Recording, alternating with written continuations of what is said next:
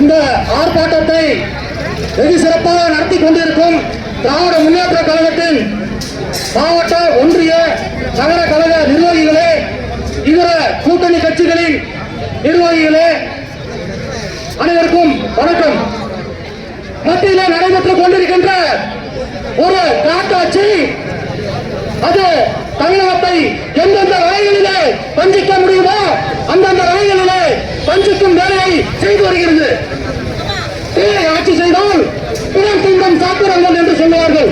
அதுபோல ஒரு பாசிச ஆட்சி மத்தியிலே இன்று நடக்கிறது. காந்தியை கொன்றது யார்? எந்த இயக்கத்தை சேர்ந்தவர்கள் காந்தியை கொலை செய்தார்கள் என்பது காதறிந்த உண்மை. நான் உங்களுக்கு சொல்ல வேண்டியதில்லை.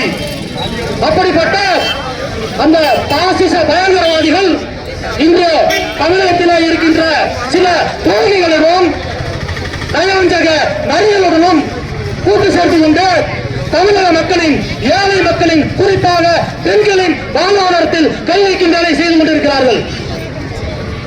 தமிழகம் என்ன அஞ்சுமா அடங்குமா?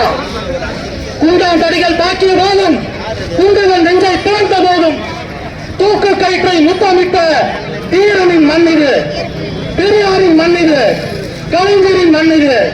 அஞ்சுமா அடங்குமா? எதிர்ப்புணர்வு தமிழர்களின் ரத்தத்தில் ஊறியது.